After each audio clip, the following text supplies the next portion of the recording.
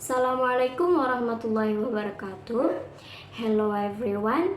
My name is Tiara Wida, a student of English Literature at Sultan Agung University. Now we are diving into analytical psychology, a field that changes how we view the human mind. This theory was founded by Carl Gustav Jung, a Swiss psychiatrist who lived from 1875 to 1961. To understand his work, we must look at his root. Jung's father was a pastor and his mother came from a family with a strong spiritual and mystical lineage. This environment fostered Jung's interest in mythology, spirituality, and mystical aspects of human experience, which in turn formed the foundation of his theory. Initially, Jung was a close collaborator and student of Sigmund Freud. However, they eventually parted ways because Jung felt Freud's focus on sexuality was too narrow. Jung believed the human experience was far more mysterious, involving spirituality, mythology, and a shared human history. This background is why analytical psychology feels more like a study of the soul than just a study of clinical behavior. While Freud might look at a patient's fear of a snake as a specific childhood trauma, Jung would look at the snake as a universal symbol found in every culture, representing healing, danger, or transformation. Jung mapped the mind into layers, going from the surface to the deep ocean of the unconscious. The conscious, this is the ego, the part of you that is listening to me right now.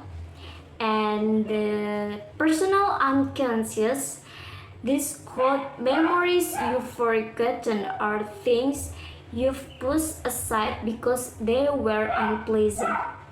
And the last is complexes. Within the personal unconscious, we find complexes.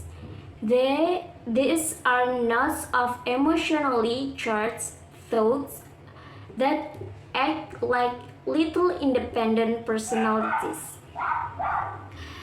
For example, if someone has a mother complex, any interaction with a woman in authority might trigger an intense, irrational emotional reaction that they cannot explain.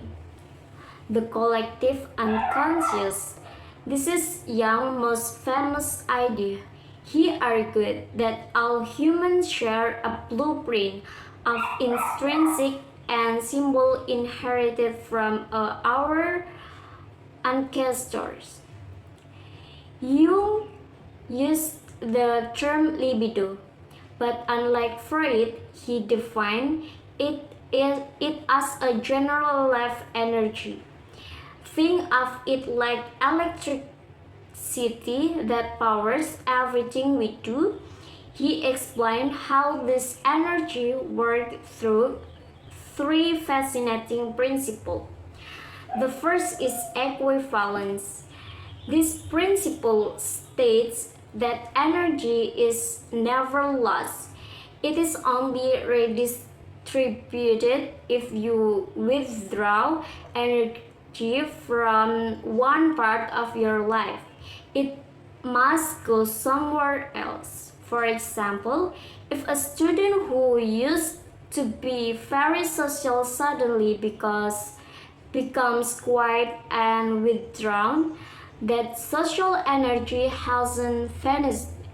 It might be shifting inward toward a period of deep creative writing, or perhaps feeling a growing depression.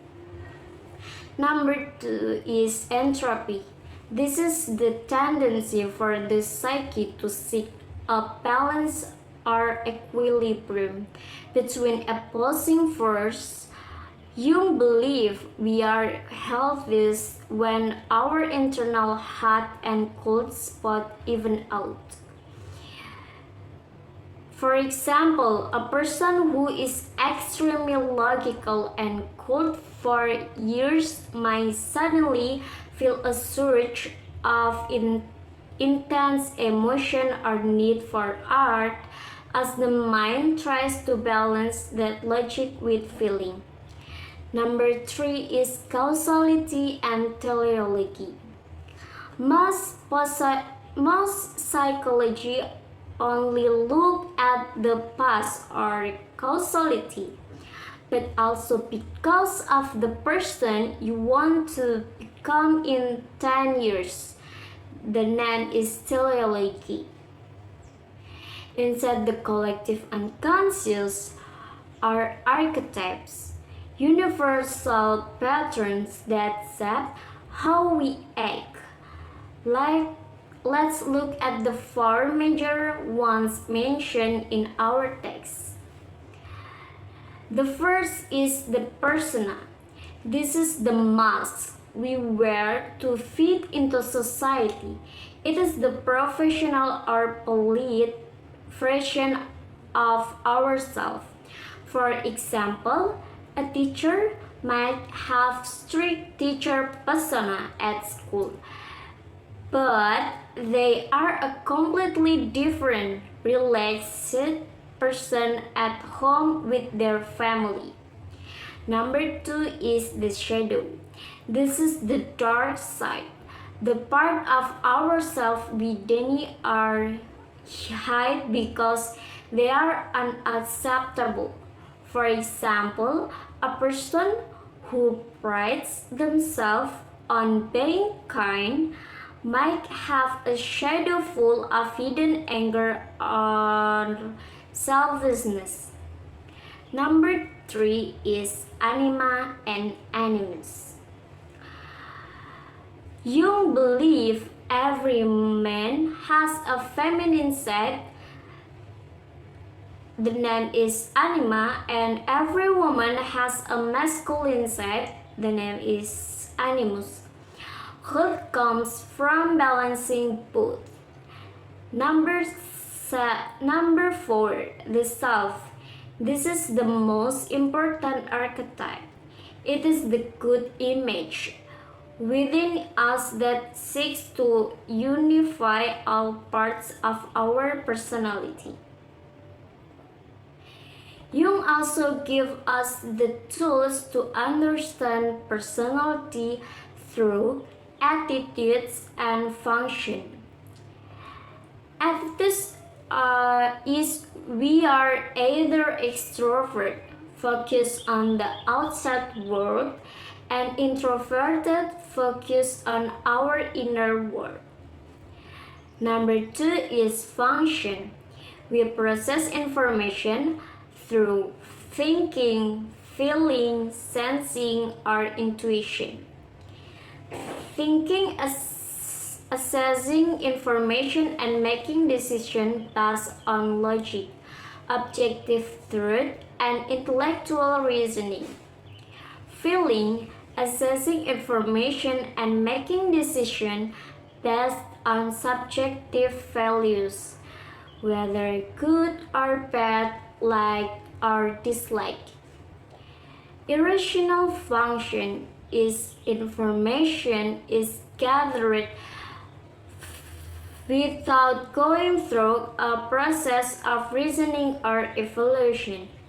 Sensation, perception through the sense, focuses on concrete experience, detail, what is here and now.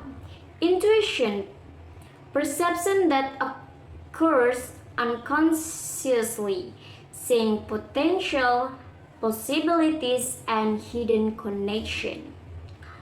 Lastly, Jung's spoke about the stage of life, childhood, youth, and the second half of life.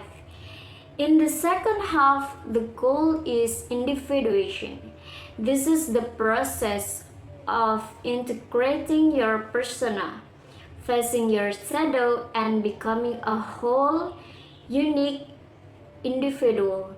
In conclusion, analytical psychology is a call to know the self. It tells us that our flaws, the shadow, and our dream, our teleology, are all essential part of single beautiful journey toward becoming who we truly are. Thank you for your listening, and wassalamualaikum warahmatullahi wabarakatuh. Bye bye.